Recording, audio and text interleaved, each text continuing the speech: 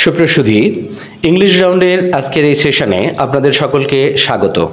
কাছে কিংবা দূরে, দেশে কিংবা প্রবাসে, যে যেখান থেকে আমাদের সাথে সম্পৃক্ত হয়েছেন, ইংলিশ রাউন্ডের পক্ষ থেকে আপনাদের সকলকে জানাচ্ছি আন্তরিক অভিনন্দন ও শুভেচ্ছা। আজকে আমাদের পাঠের বিষয় নির্ধারিত হয়েছে ড্যাংলিং মডিফায়ার। তাহলে চলুন প্রথমেই জেনে নেওয়া যাক ড্যাংলিং মডিফায়ার কাকে বলে।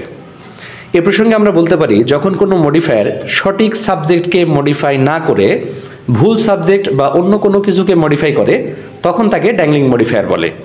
উল্লেখ্য যে ড্যাংলিং মডিফায়ারকে আমরা ইললজিক্যাল মডিফায়ার অথবা মিসপ্লেসড মডিফায়ারও বলতে পারি। অর্থাৎ মডিফায়ারকে যে জায়গায় ব্যবহার করার কথা সে জায়গায় ব্যবহার না করে ভিন্ন একটি জায়গায় মডিফায়ারকে ব্যবহার করা হয়েছে। এই মডিফায়ার সঠিকটা নির্ধারণ করার জন্য আমাদের কয়েকটি টেকনিক অবলম্বন করতে হবে। বিশেষ করে তিনটি টেকনিকের কথা আমরা আজকে বলতে পারি। তার প্রথম শর্টকাট টেকনিক হলো, ড্যাংলিং মডিফায়ারের সাবজেক্ট 95% ক্ষেত্রে ব্যক্তিবাচক দিয়ে শুরু হবে। আমি আবারও বলছি, ড্যাংলিং মডিফায়ারের সাবজেক্টটি 95% ক্ষেত্রে ব্যক্তিবাচক দিয়ে শুরু হবে। চলুন একটি উদাহরণের মাধ্যমে দেখে নেওয়া যাক। প্রশ্নটি ঢাকা বিশ্ববিদ্যালয়ে এসেছে অ্যাডমিশন টেস্টে। এখানে বলছে হুইচ সেন্টেন্স ইজ কারেক্ট, নিচের কোন বাক্যটি সঠিক। তার প্রথম অপশানে বলা হচ্ছে hearing the good news I was happy, সংবাদটা শোনার পরে আমি খুব খুশি হলাম। Hearing the good news happiness was mine, এখানে দেখেন ব্যক্তিবাচক হয় নাই, মাইন আসছে পরে, অর্থাৎ পজিটিভ কেস চলে আসছে। সি নাম্বারে বলছে hearing the good news happy I was, এখানে সাবজেক্টকে সঠিক জায়গায় ব্যবহার করা হয়নি সি নাম্বার অপশানে। এবং 4 নাম্বার অপশানে বলা হচ্ছে hearing the good news mine was happiness, এখানেও সাবজেক্টিভ ফর্মের জায়গায় সাবজেক্টিভ ফর্ম ব্যবহার না করে সাবজেক্টের জায়গায় পজিটিভ ফর্ম ব্যবহার করা হয়েছে। সুতরাং আমার মনে হয় আপনারা সবাই বুঝতে পেরেছেন যে এই বাক্যে সঠিক বাক্য হলো বা এই প্রশ্নের সঠিক উত্তর হলো hearing the good news I was happy. Shortcut টেকনিকের দ্বিতীয় অংশে আমরা যেটা বলবো সেটা হলো, ড্যাংলিং মডিফায়ারের ক্ষেত্রে প্রথম অংশের সাবজেক্টটি বস্তুবাচক হলে পরের অংশের সাবজেক্টটিও বস্তুবাচক হবে। আমি আবারও বলছি, প্রথম অংশের সাবজেক্টটি যদি বস্তুবাচক হয় তাহলে পরের অংশের সাবজেক্টটিও বস্তুবাচক হবে। চলুন একটি উদাহরণের মাধ্যমে বিষয়টি ক্লিয়ার করে নেওয়া যাক। Flying out of the window, জানালা দিয়ে উড়ে গেল যেটা, হি গ্র্যাবড দ্য পেপার্স, তাহলে সে জানালা দিয়ে উড়ে গিয়ে পেপার ধরলো, হি গ্র্যাবড দ্য পেপার্স। পরের অংশ আবারও বলছে, একই অপশান হয়ে গেছে যদিও দুটা। সি নাম্বারে বলছে the papers are grabbed by him, papers তার দ্বারা ধরা হয়েছিল। এবং ডি নাম্বারে বলা হচ্ছে the papers grabbed by him. এবং ই নাম্বারে বলা হচ্ছে দ্য পেপার্স আর গ্র্যাবড হিম।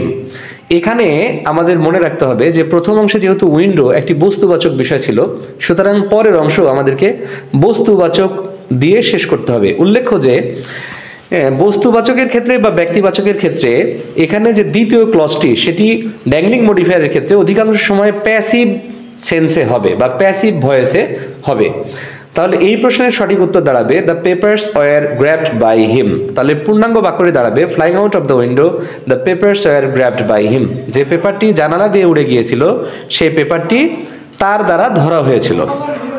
সুপ্রসুধী আপনাদের সদয় অবগতির জন্য জানাচ্ছি যে যদি ব্যক্তিবাচক সাবজেক্ট ডাবল থাকে, অর্থাৎ এখানে তো দুটো ক্লজ থাকে, এই দুটো ক্লজের প্রথম অংশ বা দ্বিতীয় অংশে যদি আমরা ডাবল সাবজেক্ট পেয়ে যাই এবং সেটা যদি ব্যক্তিবাচক হয় বা ডাবল সাবজেক্ট যদি আমরা পাই, তাহলে প্যাসিভ ভয়েস করতে হবে পরের ক্লজটি। যেমন একটি প্রশ্ন, চট্টগ্রাম বিশ্ববিদ্যালয়ে আসা, ওয়াকিং ইন দ্য পার্ক, পার্কের মধ্যে হাঁটার সময়, এখানে আমি দুটো অপশান দিয়েছি আপনাদের জন্য। সেটা হলো 1 number he was bitten by a snake, একটি সাপ দ্বারা সে আহত হয়েছিল বা একটি সাপ দ্বারা সে কামড় খেয়েছিল। আর 2 নম্বরে বলছে হি বিট এ স্নেক, সে একটা সাপকে কামড় দিয়েছিল। আসলে এখানে হি যেহেতু মানুষ, সুতরাং বোঝা যাচ্ছে যে হি was bitten by a snake, তাকে একটা সাপ কামড় দিয়েছিল। এটার উত্তর যদিও আপনাদেরকে বলার দরকার নেই। সুপ্রসুধী এই ছিল আজকের আমাদের সংক্ষিপ্ত আয়োজনে। তাহলে আমরা ড্যাংলিং মডিফায়ারের ক্ষেত্রে প্রথমে যেটা বুঝলাম সেটা হলো যে আমাদেরকে প্রথমে সাবজেক্ট খুঁজতে হবে বাক্যের মধ্যে এবং বাক্যের উভয় ক্লজের সাবজেক্ট খুঁজতে হবে।